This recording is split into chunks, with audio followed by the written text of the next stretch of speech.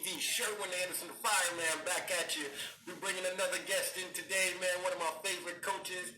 All right, so get ready for that show coming up here in about 5 to 10 minutes, baby. We back at it, man. Having a fun time in this quarantine time. So let's make sure we stay positive and stay focused.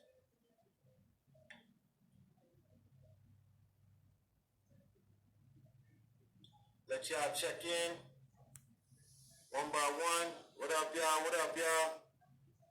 Got a great show tonight. Cincinnati guy coming in, one of the head coaches of our high school.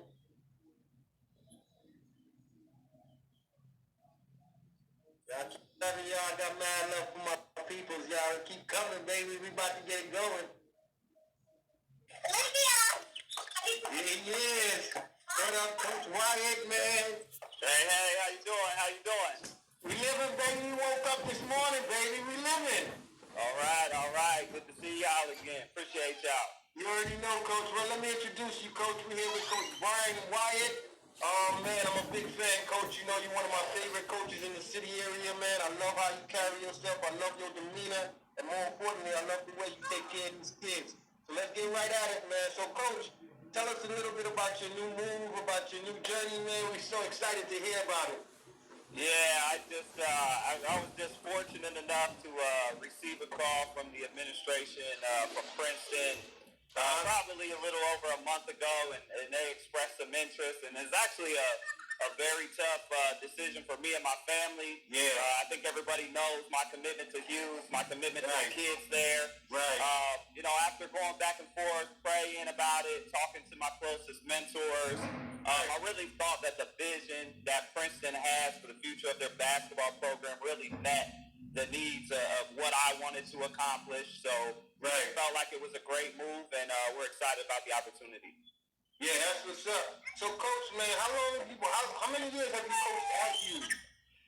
This year was my 12th year. They hired me when I was 24 years old. I was just coming out of college. I did a college assistant for 2 years. And I came down, actually interviewed at Withrow for the girls' job. And Darren Braddock was like, I think you'd be a great boys coach. Referred me to Hughes, and it was a done deal after that. Wow. So this was your first coaching experience? I mean, at the high school level, I was a at a head coach level? Yeah. As a head coach was my first experience. So, just them taking a chance on me, that's probably the main reason why I stuck with Hughes for so long. That's what's up, man. So for you to have that as your first head coaching job, now you're about to take this up another level I can't say take it up another level. Now you're taking another step to another high school that I got to imagine that the bar is set real high for you to go from one high school to another, man. The standards that they're setting for you is real high, and you got a high expectation. Right. I agree with that. I think, the experiences at Hughes, I think really the last 5 to 6 years, we've kind of held ourselves to that standard of trying to be one of the top teams, not only in the city, but in the state as well. And then, I think as you decide to move up and take other jobs, that those expectations are going to be high. And I feel like the experiences we had over the last 12 years, the staff that we have, I really feel like it's prepared us for this opportunity. That's what's up. And as you speak about your staff, are you bringing your staff with you? Because you build a relationship with them. Those guys are good guys. I've watched y'all the way y'all carry yourselves. Y'all carry yourselves with great class and style. So are any one of those guys coming with you? Yeah, we reached out to every single person on the staff. That was, something that was very important to me. When Princeton approached me was that, I needed my staff. I tell people all the time, they're a lot smarter than I am. They're really the brains of the operation. And same as mine.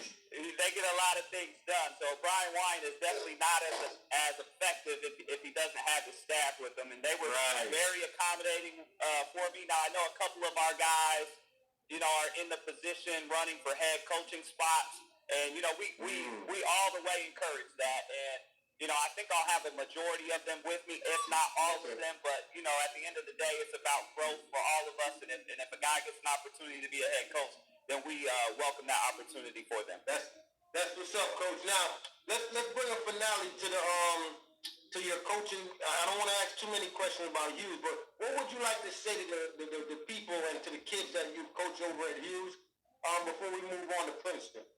Man, I think first and foremost, like Bryan Wyant isn't Bryan Wyant without the kids and the buy-in. You know, like we push the kids really, really hard academically. Yeah. We push them hard, you know, with their character development and the schedule that we did every single day. And to be honest with you, I kind of felt, you know, I don't know the exact word to say, but they made me famous in a sense. You know what I mean? They kind of lifted my career. So, you know, I have a lot of, you know, appreciation for all 12 classes of seniors that went through Hughes. Those guys were unbelievable. They're great young men. Some of them are starting their own families, married, raising their kids. You know, I'm just indebted to, you know, really Cincinnati Public, Hughes High School, and all of those seniors that graduated. So, you know, it was a very, very tough decision for me. But I think at the end of the day, I had a lot of those alumni call me and say, Coach, we're supporting you 100% no matter what you decided to do. And that actually made my decision a lot easier. That's what's up. That's what's up, man. Again, man, my first experience with you was watching you coach at Hughes. And again, you took a... I watched you, I think, 3 years ago when I first got started with basketball TV. You had two really good guards from out the country. Don't remember their names, but they were talented. That's the first time. And then as the years went on, I could see you build teams that was super talented. You know, you had players come and go. You still kept your head. You still worked with what you got. So now let's move on to Princeton, right? What was the deciding factor that helped you make that decision over at Princeton? I just think the vision of the administration. I think when I got a chance, you know, a lot of times when you're dealing with high school jobs, you're dealing with the athletic director. But Coach Roberts was obviously phenomenal in his vision, but it was shared by the principal, Mr. Balmer, and the superintendent, Mr. Burton. And not only that, I mean, the day I accepted the job, I heard from every single head coach inside the building. I heard from numerous teachers. I heard from, you know, people in the community. You know, so just the commitment to excellence, the commitment to community, the commitment to, you know, wanting to be the best was overwhelming to me, and very just excited, you know, once, you know, the virus lifts to get in there and start working. That's what's up. That's what's up. So what are some of the things you're really looking forward to after moving to such a, I got to imagine, a big school? Yeah, I think the first thing is, you know, the challenge of being in Division I. You know, I think the GMC is full of top-level coaches. You know, Mike Price over there at Oak Hills, and Clint Atkins is doing a phenomenal job at East, a guy I really, really respect. Coach Mason. Yeah, tough coaches. Yeah, Coach Richards at Mason High School. So there's just so many. Coach Leon at Lakota West. All those guys do a phenomenal job. And then obviously for me, you know, I've always prided myself on wanting to be the best. Is getting a shot at Moeller. You know, I think that, you know, that's something that you know, we want something that you know, that's near and dear to my heart. And you know, Taft and Trotwood were those you know, bulletin boards in the years past. But I think taking a shot at the top teams in the GMC first, and then obviously, you know, having a chance to compete against the best in the state is something that intrigues me. Nice. So let me ask you this question, man. What does Coach Bryan Wyant bring to the table when he's coming to Princeton? I think the first thing is you're going to get a guy that's committed to kids.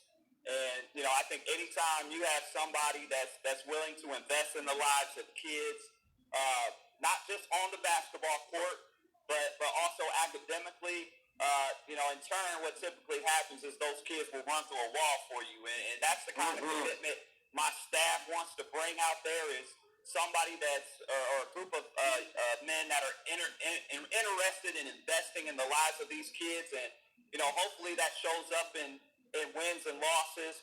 But, you know, most importantly, it shows up with, you know, developing that character, developing them into being positive, productive members of society. You know, all those things, being great dads, being great role models. giving back to the next generation. So I think when you get somebody like me, you get somebody that is just heavily invested. I got my Princeton gear on day one. Wow. Walking billboard. Wow, you rocking it early, baby. Walking billboard, for whoever, believes in me and my family. So, I think that's what you're getting, and we're just excited to get started. That's what's up, man. Now I'll get into the players, man. I know one player who I've interviewed before. You're going to be picking up a young, talented kid, Hardman. Is that right? Yes. Yeah, so what do you know about him? What are some of the things you expect? What are some of the expectations you have for some of the young players you're bringing in? Tell us a little bit about some of the players you know that you're going to have, including Bowen. Okay, so, first of all, day one, when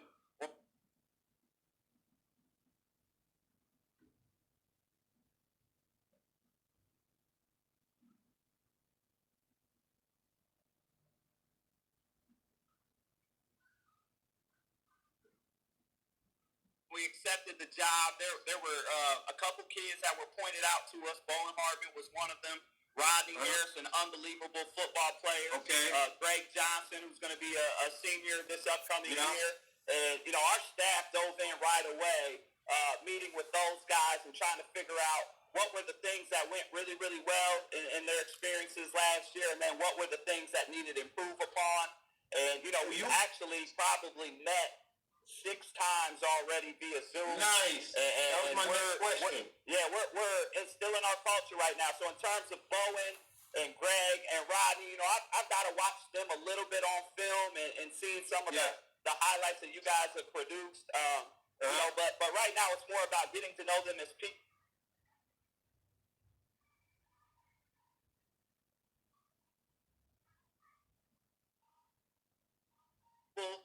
Getting them to start to believe in us as coaches and develop that relationship. And then, as soon as I get a chance to get on the floor with those guys, I'll be excited because I feel like I have a lot to add to their games. Yeah.